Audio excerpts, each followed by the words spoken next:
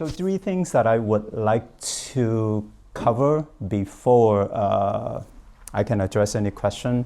The first thing is there's no Hinayana due to, because a lot of folks think that people who only meditate, who only stay in the temple and not helping anyone, they Hinayana is wrong, because if you go back to the disagreement between after the Buddha entered Nirvana between different sanghas, and this were just monks and nuns, right? So a lot of folks, they would like to stay in the monastery and meditate. And some of the folks, they would like to, probably, to be honest, they might have ADHD because they couldn't sit still, so they want to go out and do something. Seriously. So they want to help people. So that's fine.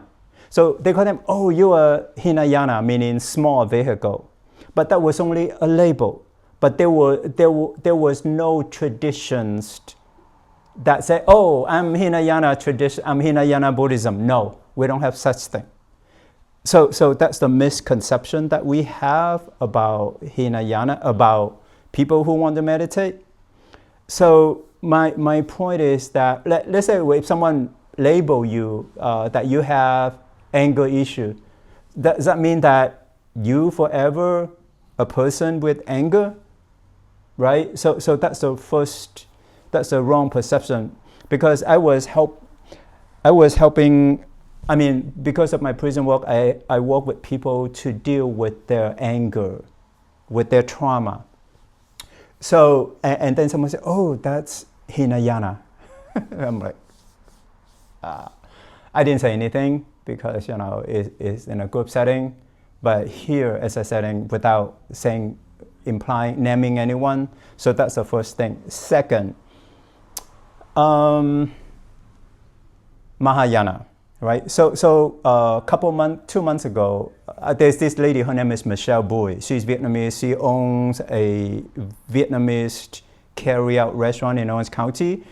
Her passion is to help people coming out of prison. So she had a fundraising event on last Sunday, actually, July 20th, and she said, so she held a fundraising, she leased a restaurant, and she printed out a couple thousand tickets and $30 a ticket. And she took the tickets and went to a Vietnamese temple. And she tried to explain to the monk, he's an older monk, about her event.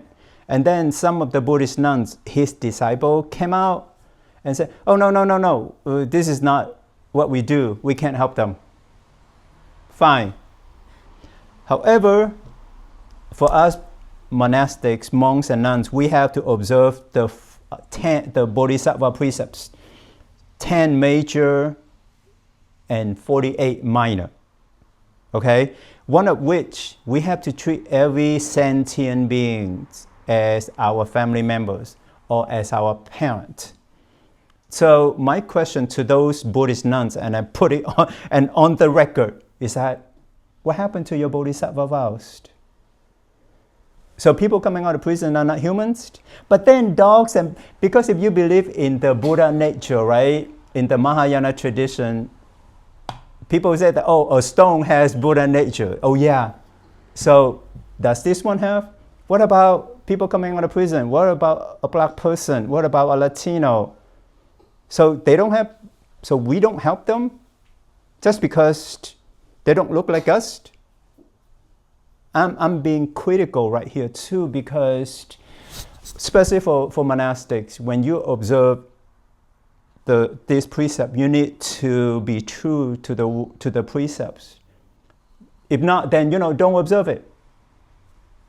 Go back to the temple and say, hey, I don't, because I know for sure every monastic, monks and nuns in the Chinese and Vietnamese tradition, even Japanese and Korean, they observe the precepts, the Mahayana precepts. So so how do you treat people coming out of prison, or black person, or Latino, or homeless person? So that is my criticism, and also my sharing with you guys, just so that you know how we need to be mindful in our interaction in how we treat people. We need to practice loving kindness and compassion. So that's the second. And the third thing is, I ran into some folks. This is called prejudice, because they say, oh, because they speak Chinese, but they're not from China, and they say, oh, I'm not Chinese. I'm like, okay, then what are you? Like, if you look at me, right? Even if I bleach my face, even if I have cosmetic surgery, I still am Chinese. I'm still an Asian. So that's the prejudice against people from China. I mean, people growing from, to be honest, like all of us are descendants from China. No matter how you want to whitewash it, that's our ancestors came from. Even people from Vietnam, So that's one thing, right? And second, because these folks, they go to do chanting for people who pass away. And here's the problem. If you say that you are not Chinese, and this person, oh, I'm not Chinese. First of all, their English is not smooth. I am not criticizing that, because my English is okay too. But the first is like, okay, your English is not perfect. Two, when you go do chanting at this body, someone who passed away, when their spirit, when their body is right there, they can see your mind.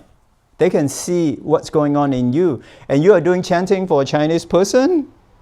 Isn't that a conflict? So my point is that we need, especially as Buddhists, we need to let go of our prejudice, our racism, our not looking down people.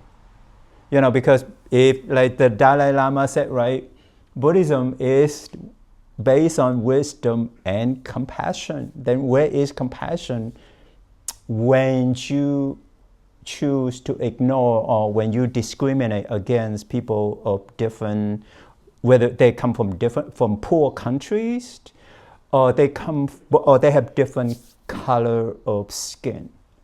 That is what I'm trying to say.